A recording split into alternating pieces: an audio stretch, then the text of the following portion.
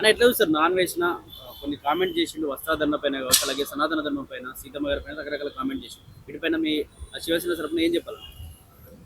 ఈ నాన్ వేషన్ ఎవరైతే ఉన్నారో ఇతన్ని మొదటగా ఈ దేశం నుంచి ప్రతి ఒక్క ప్రజలు కూడా చూసింది. ఏ మతం చూసో ఏ కులం చూసో అతన్ని ఈ రకంగా ఫాలో అప్ చేసి అతనికి ఆ రకమైనటువంటి ఉపాధి కల్పించే అవకాశం చేయలేదు. కేవలము ఇతను భారతదేశంలో, అది కూడా ముఖ్యంగా మన తెలుగు రాష్ట్రాల నుంచి నానిచిన ఒక కుర్రాడు, ఒక యువకుడు ఈరోజు ప్రపంచ దేశాలు చుట్టొస్తా ఉన్నాడు, 90 దేశాల పైగా అని చెప్పేసి గర్వంగా ఇతనికి సపోర్ట్ చేయడానికి ఆలోచనతో కూడా ప్రతి ఒక్కరు కూడా ఇతనికి ఆ యూట్యూబర్ కూడా సబ్స్క్రైబ్, అంటే ప్రతి ఒక్క యూట్యూబర్ కూడా సబ్స్క్రైబ్ చేసుకొని ఆ ఇన్స్టాగ్రామ్ కూడా ఫాలో చేయడం జరిగింది. తద్వారా తను పెద్ద స్థాయిలో ఇన్కమ్ జనరేట్ చేసుకొని కోట్ల రూపాయలకి ఈరోజు అధిపతి అయ్యి గర్వం తలకెక్కి ఈరోజు నోటికొచ్చేట్టు మాట్లాడుతూ ఉన్నాడు. ఈరోజు భారతదేశం నుంచి పోయినట్టు నీవు, భారతదేశాన్ని దరిద్రపు దేశం ఇది, ఆ దేశంలో అత్యాచారాలు జరుగుతూ ఉన్నాయి, అమ్మాయిలను ఘోరంగా అత్యాచారం చేస్తామని చెప్పేసి మాట్లాడుతున్నావు కదరా. మరి ఇక్కడ నీ కుటుంబంలో ఉన్నటువంటి నీ కన్న తల్లి కూడా అందరు కూడా ఇక్కడే ఉన్నారు కదా. ఏమాత్రం అత్యాచారం జరిగిన ఒకసారి నువ్వు ఆలోచన చేసుకోవాలి. నీవు ఎలాంటి నీచునం అంటే కన్న తల్లి పాలు తాగి ఆ తల్లి యొక్క రొమ్మునే కామంగా చూసినటువంటి దుర్మార్గుడి నువ్వు. గుర్తుపెట్టుకో అన్వేష్, ఈ రోజుతోటి నువ్వు ఇన్ని రోజులు నేను ఆటగాడని చెప్పేసి ఆటలు ఆడావు కదా, అందరినీ ఎంటర్టైన్ చేస్తూ సంపాదించుకున్నావు కదా. ఇకపై నీకు కౌంట్ డౌన్ స్టార్ట్ అయింది. గుర్తుపెట్టుకో, నువ్వు ఏ ధర్మాన్ని అయితే గెలుకొద్దో, ఏ ధర్మం జోలికైతే రావద్దో, ఈ రోజు నువ్వు సనాతన ధర్మం జోలికి వచ్చి, అది కూడా కోట్లాది మంది హిందువులు తల్లిగా దేవతగా భావించినటువంటి సీతమ్మ తల్లిని ఆ రోజు చీర కట్టుకుంటే రేప్ చేయాలని చెప్పేసి మాట్లాడావు.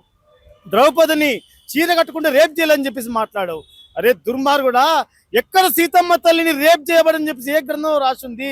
నీ అడ్వర్టైజ్మెంట్ కొరకు, నువ్వు సంపాదన కొరకు, నీ వ్యూస్ కొరకు ఇష్టానుసారంగా, అది కూడా దేవి దేవతలను అవమానిస్తూ కోట్లాది మంది హిందువులకు మనోభావాలు దెబ్బతీస్తున్నావు. మూర్ఖుడ గుర్తుపెట్టుకో, ఈ దేశం లోపల అత్యాచారాలు జరుగుతూ ఉన్నాయని చెప్పేసి ఈ రోజు నువ్వు ఎక్కడో బ్యాంకాక్ లో కూర్చొని మాట్లాడుతూ ఉన్నావు. బ్యాంకాక్ కు చాలా దేశాల నుంచి మళ్ళీ వచ్చిపోతారు, సేఫ్ గా దేశం ఇండియా వెళ్తా ఉన్నారు. కానీ మరి భారతదేశానికి వేరే దేశం మళ్ళీ వస్తే మాత్రం ఎక్కడ కూడా అత్యాచారం గురి కాకుండా వెళ్తారు. ప్రతి చోట కూడా అత్యాచారాలు జరుగుతామని చెప్తున్నావు. ఎన్ని సంఘటనలు జరిగినాయి, అవి ఎవరు చేస్తారో ఒకసారి నువ్వు నిరూపించి మాట్లాడు. అంతేకాకుండా ఈరోజు భారతదేశంలో చాలా దుర్మార్గంగా దేశ ప్రజలను చిత్రీకరించే విధంగా బర్రెలని, మేకల్ని, ఆవులను కూడా అత్యాచారం చేస్తారని చెప్పేసి మాట్లాడుతున్నావు. అరే నీది నోరా, లేకపోతే ఇంకా ఏమన్నా అర్థం చేసుకోవాలి. ఎందుకంటే ఈరోజు నువ్వు ఎవరైతే ఆ బర్రెలని గొర్రెలని చెప్పి చెప్తా ఉన్నావు, వారు ఎవరు, అవి కూడా బయట పెడితే బాగుంటుంది. అంతేకాకుండా నువ్వు ఎక్కడైతే ఈ సమాజం లోపల విషయం ట్రెండ్ అవుతా ఉందో, ఆ ట్రెండ్ అయిన విషయంలో నువ్వు తలదూర్చి ఏదో 4 మాటలు మాట్లాడి విషయాన్ని ఇంకా రేజ్ చేసి ప్రజలను ఇంకా ఆ వైపు మళ్లించి నువ్వు వ్యూస్ పెంచుకొని డబ్బులు దండుకుంటా ఉన్నావు. ఇది ఎంటర్టైన్మెంట్ వరకు కానీ ఈరోజు ధర్మాన్ని గెలికినావు బిడ్డ. నువ్వు ధర్మాన్ని గెలికి ఈరోజు నీ కౌంట్ డౌన్ స్టార్ట్ చేసుకున్నావు. నువ్వు అన్న మాటకే నాకు 18 లక్షల సబ్స్క్రైబర్స్ ఉంటే ఎంతమంది పోయారు చెప్పండి మాట్లాడావు. కానీ నువ్వు అన్న ఒక్క రోజుకే 3 లక్షల పైగా సబ్స్క్రైబర్స్ నీ నుంచి బయటకు వెళ్ళిపోయారు. ఇన్స్టాగ్రామ్ నుంచి కూడా అదే విధంగా 3 లక్షల పైగా నిన్ను అన్ఫాలో చేశారు. ఇక నీకు ఉపాధి కూడా కరువే. గుర్తుపెట్టుకో, ఆ దేశం కూడా ఎట్లా జీవిస్తావు నువ్వు. ఎప్పుడు కూడా చీరలు కట్టుకునే ఏ దేశం కూడా బాగుపడదు అని చెప్పేసి కూడా మాట్లాడండి. ఏమంటారు అంటే మన భారతదేశంలో మహిళలు చీరలు కట్టుకుంటారు, అలాంటి చీరలు కట్టుకునే ఏ దేశం కూడా బాగుపడదు అన్నాడు మాట్లాడు.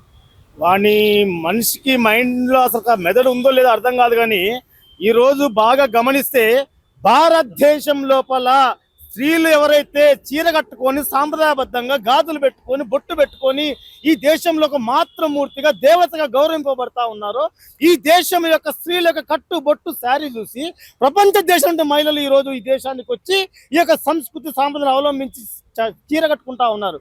అది కనబడతలేదు యొక్క మూర్ఖునికి. కళ్ళు ఉండి మాట్లాడుతూ ఉన్నాడా, లేక వీడు పొగరు తలకెక్కి మాట్లాడతాడో అర్థం కాదు. ఈరోజు భారతదేశం యొక్క సంస్కృతి ఎంతమంది గౌరవిస్తున్నారు?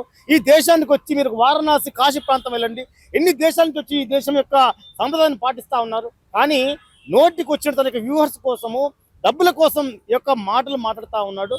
తను గతంలో కూడా ఒక ఇంటర్వ్యూలో కూడా ఒక మాట మాట్లాడడం జరిగింది. నేను ఒక 14 ఏళ్ళ అమ్మాయిని నేను వాడుకున్నాను చెప్పేసి వాడు దుర్మార్గంగా ఘోరంగా మాట్లాడు. వీడికి స్త్రీల పట్ల ఎలాంటి గౌరవం ఉందో ఒకసారి అర్థం చేసుకో. ఎందుకంటే వీడికి ఒక 40 నుంచి 45 ఏళ్ళు ఉంటుండొచ్చు, కానీ ఆ 14 ఏళ్ళ 15 ఏళ్ళ అమ్మాయి అంటే తనకి కూతురు వయసు. అంటే వీనికి ఎలాంటి విలువలు ఉన్నాయి ఒకసారి మనం అర్థం చేసుకోవాలి. నేను ఎప్పుడు కూడా భారతదేశం నేను రాను అదొక దరిద్ర దేశం మాట్లాడుతా ఉన్నాడు కదా బిడ్డ, నువ్వు ఇదే గుర్తుపెట్టుకో. నిజంగా నీది నిజంగా కూడా నీతి గల పుట్టుకైతే గుర్తుపెట్టుకో. భారతదేశం వచ్చినప్పుడు నువ్వు మగవనివైతే నీ సవాల్ చేస్తా ఉన్నాం, ఈ యొక్క హైదరాబాద్ నుంచి తెలంగాణ నుంచి సవాల్ చేస్తా ఉన్నాం. నువ్వు మగవనివైతే నీ మాట మీద ఈ యొక్క భారతదేశం వచ్చేటప్పుడు, నీ యొక్క గ్రామం వచ్చేటప్పుడు నేను వస్తున్నాను చెప్పేసి మగోని లెక్క ధైర్యంగా చెప్పినా బిడ్డ, నిన్ను బట్టలు ఉడబికి నీ ఇంటి దగ్గర రోడ్ల మీద నేను నగ్నంగా ఉరికించుకుని కొట్టకపోతే చూడు. ఎందుకంటే ఈ రోజు హిందువుల యొక్క ఆవేదన, ఇది ఆవేశం ఎంత బాధ అవుతా ఉందంటే వీడు అనవసరంగా ఒక చీరకట్టు విషయానికి సీతమ్మ తల్లి నిర్మించిండు, దేవాలయాల గురించి మాట్లాడిండు. వీడు అనవసరంగా అంటే ప్రతి ఒక్క దాన్ని కూడా కాంట్రవర్సీ చేసిన విషయం. ఇక్కడ ఇంకొక విషయంలో ఇదే విషయం లోపల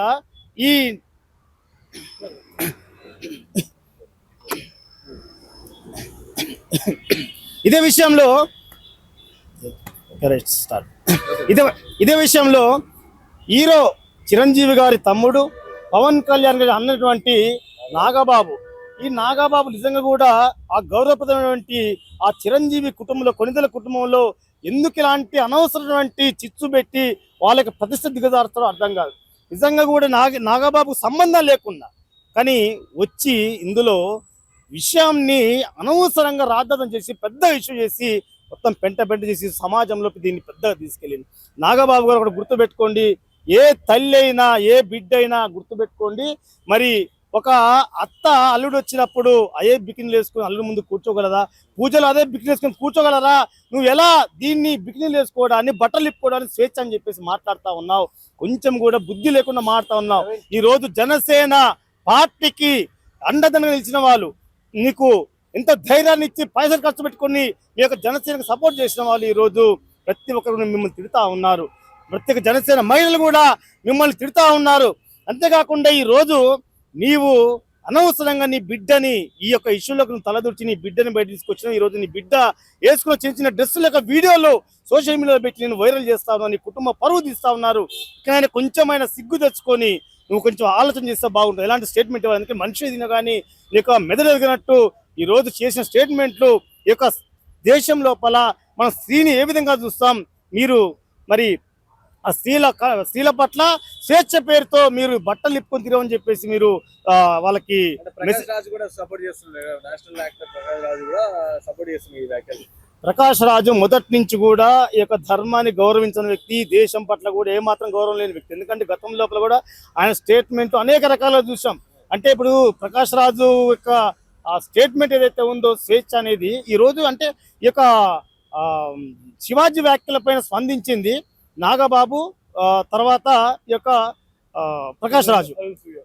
అయితే అనసూయ కూడా వాస్తవం ఏదంటే అనసూయకు సంబంధం లేకపోయినా కానీ శివాజీ చెప్పింది ఏంటంటే ఆ యొక్క సినీ ఈవెంట్లో వేదిక పైన అంటే గతం లోపల జరిగినటువంటి ఒక ఇన్సిడెంట్ అని గుర్తు చేసుకుని నిధి అగర్వాల్ అదేవిధంగా సమంత గారిది ఆ యొక్క పబ్లిక్ లో అభిమానులు మీద పడ్డప్పుడు ఆమెకు ఉన్నటువంటి హాఫ్ డ్రెస్సులు కావచ్చు అవన్నీ కూడా జారిపోతే అవన్నీ కూడా అభిమానులు మొబైల్లో షూట్ చేస్తే అవన్నీ సోషల్ మీడియాలో పెడితే మీ యొక్క పరిస్థితి ఏంది ఒక్కసారి అర్థం చేసుకోండి.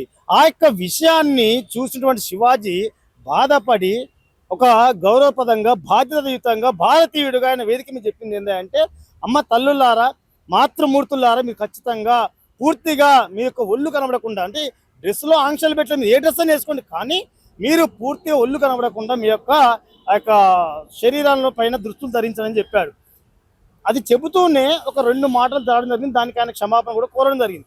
కానీ దీనికి అనసూయకు సంబంధం లేకుండా ఏమో బయటకు వచ్చి సిగ్గు లేకుండా ఏమాత్రము ఆమె యొక్క విషయం మీద రియాక్ట్ అయిపోయి శివాజీ మీద వ్యాఖ్యలు చేయడం జరిగింది కౌంటర్గా.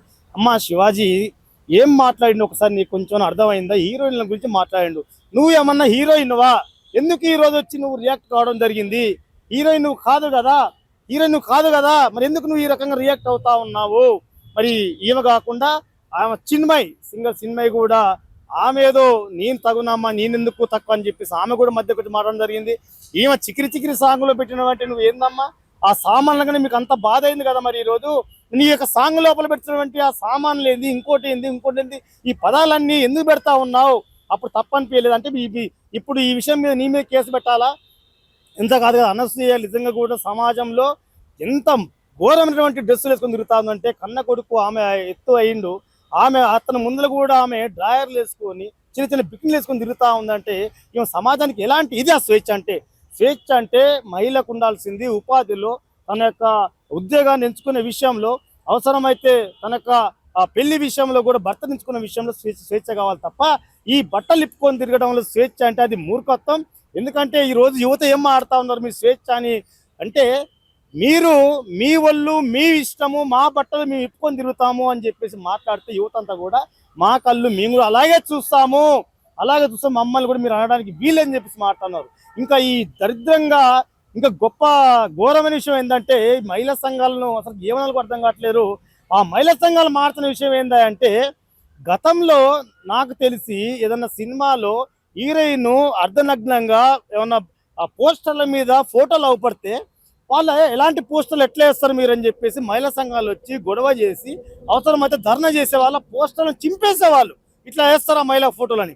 కానీ ఈరోజు అదే మహిళలు మరి మా యొక్క మహిళలకు స్వేచ్ఛ లేదా, మేము ఎలాంటి బట్టలు వేసుకోవాలి మీరు డిసైడ్ చేస్తారా, మగవాళ్ళు మరి చూపెట్టుకుని తిరగట్లేరా, మేము ఇప్పుకుంటే నష్టమైందని చెప్పేసి మాట అంటే, కొంచెమన్నా మీకు కొద్దిగా ఒకసారి ఆలోచించుకో, ఏమాత్రం విఘ్నత ఉన్నా ఆలోచించండి. మగవాడి శరీరము ఆడవాళ్ళ శరీరము ఒక్కటేనా, ఒక్కసారి ఆలోచించండి. చివరిగా ఎన్నో సనాతన ధర్మం పైన కావచ్చు, హిందూ ధర్మం పైన కావచ్చు, హిందూ నాయకులు హిందూ గుళ్ళ పైన దాడులు జరుగుతూనే ఉన్నాయి, రకరకాల కామెంట్స్ కూడా చేస్తూనే ఉన్నారు. అందరికీ సంబంధించి ఏం చెప్తారు చివరిగా? మేము ఇన్నాళ్ళు కూడా సమాజం లోపల హిందూ దేవతలపైన దాడులు జరిగినా, హిందూ దేవతలను తిడుతా ఉన్నా, సినిమాలలో కూడా పాటల మీద కూడా వ్యంగ్యంగా అన్ని కూడా పాటలను కూడా దేవతలను దాంట్లో అసభ్యంగా చిత్రీకరిస్తూ పాటలు పాడుతూ ఉన్నా కూడా ఓపిక పడుతూ వస్తూ ఉన్నాం. కానీ ఈరోజు ప్రతి ఒక్కరు కూడా మా యొక్క ఓపిక సహనమే వీళ్ళకు అలుసుగా మారుతూ ఉంది సమాజంలో. అందుకోసమే, ఎందుకంటే ఈరోజు సినీ ఇండస్ట్రీ లోపల గతంలో కూడా అనేక రకాలుగా పాటలు కావచ్చు, ఈ యొక్క సన్నివేశాలు కూడా దేవతల మీద తీసుకున్న క్రమం లోపల మేము చాలా సందర్భాల లోపల మేము సెన్సార్ బోర్డు కావచ్చు, సినీ ఛాంబర్ కావచ్చు, అనేక రకాలుగా వెళ్ళి వాళ్ళతో మేము చెప్పి వాళ్ళ మీద కేసులు వేయడం, ఇవన్నీ వాళ్ళ మీద పోరాటం చేయడం కూడా వీళ్ళలో చాలా మార్పు వచ్చింది. వాస్తవంగా మీరు గతంలోకి ఈ సినిమాలకు ఇప్పుడు చూస్తే అప్పుడు ఏదైతే దేవతలను కూడా కొంచెం వ్యంగ్యంగా దాంట్లో ఆట పట్టు చూసేటువంటి ఆ సీన్లు కూడా కాస్త ఈరోజు హిందూ యొక్క ఆ ధర్మాన్ని కానీ, సంస్కృతిని కానీ, దేవతలను కానీ అందులో గొప్పగా చూపెట్టకుండా సినిమా నచ్చే పరిస్థితి లేదు. ఏ సినిమా చూసుకున్నా ఈరోజు హిందూ ధర్మానికి సంబంధించినటువంటి సినిమాలు మాత్రం హిట్ అవుతున్నాయి. అవందరూ కూడా మీరు మన కళ్ళతో చూస్తాను. సమాజంలో మార్పు వస్తూ ఉంది. కానీ ఎవరైతే దుర్మార్గులు ఈరోజు సమాజం లోపల అనవసరంగా హిందువులపైనటువంటి దాడులు చేస్తూ ఉన్నారో, హిందూ దేవాలయాల మీద దాడులు చేస్తున్నారు, అందరూ కూడా ఖచ్చితంగా హెచ్చరిస్తూ ఉన్నాం. మీరు గుర్తుపెట్టుకోండి, అన్ని రోజులు ఒకేలా. ఈరోజు హిందూ సమాజం జాగృతమైన సమాజం ఇది. కాబట్టి ఖచ్చితంగా ఒళ్ళు దగ్గర పెట్టుకొని మాట్లాడే క్రమం లోపల ప్రతి ఒక్కరు మారితే బాగుంటుంది. చివరికి ఈ అన్వేష్ ఎవరైతే ఉన్నారో, అన్వేష్కి ఒకటే చెప్తా ఉన్నాం, నువ్వు నిజంగా ఏదో దరిద్ర దేశానికి రా అని చెప్పావు కదా, నువ్వు నిజంగా మాట మీద ఉన్నటువంటి అంటే నువ్వు నపుంసకుని కాకపోతే నువ్వు నిజంగా అదే మాట మీద ఉండాలి. ఈ దేశం రాకుండా గుర్తుపెట్టుకోరా అన్వేష్, నువ్వు ఏ దేశం వేగినా, ఎక్కడ పోయినా, ఏ ఫ్లైట్లు ఎక్కినా మన భూమి మీద దిగాల్సిందే, చివరికి నీ జన్మస్థానం చేరవలసిందే. ఈ రోజు నువ్వు ఏదైతే మాట్లాడావో మరి బికినీలు డ్రెస్సులు అని చెప్పేసి అవన్నీ కూడా మన తల్లికి, మన ఇంట్లో అక్క చెల్లెకి వేయగలవా? ఎలా నువ్వు ఈ మాటలు మాట్లాడగలుగుతా ఉన్నావు? ఒక్కసారి అన్వేషణ చెప్తా ఉన్నాం, ఖబర్దార్ గుర్తుపెట్టుకో బిడ్డ, ఈ రోజు నీ పతనం మొదలైంది. ఎవరిని గెలుకొద్దో ఆ హిందూ సమాజాన్ని గెలికి ఈ రోజు నువ్వు చాలా ఇబ్బందులకు గురవుతా ఉన్నావు. ఇప్పటికే నీకు 4 లక్షల పైగా సబ్స్క్రైబ్ కోల్పోయారు. ఇప్పుడే మా యొక్క హిందూ రాష్ట్ర సమన్వయ సమితి కరాట కళ్యాణ్ గారు, మా రాష్ట్రీయ శివాసన అంటే అందులో కూడా జేఏసీలో భాగమే, ఆమె కూడా ఇప్పుడే పంజాగుట్టలో కూడా పోలీస్ స్టేషన్లో ఫిర్యాదు చేయడం జరిగింది. అన్వేష్ గారి మీద ఎఫ్ఐఆర్ కూడా అయ్యింది. ఇలాంటి కేసులు కూడా రాష్ట్ర వ్యాప్తంగా జరుగుతూ ఉన్నాయి. త్వరలో అన్వేషిని ఖచ్చితంగా అవసరమైతే అధికారుల దృష్టికి తీసుకెళ్లి కూడా అతన్ని అరెస్ట్ చేపించే విధంగా కూడా మా యొక్క సంఘాలు ప్రయత్నం చేస్తాయి.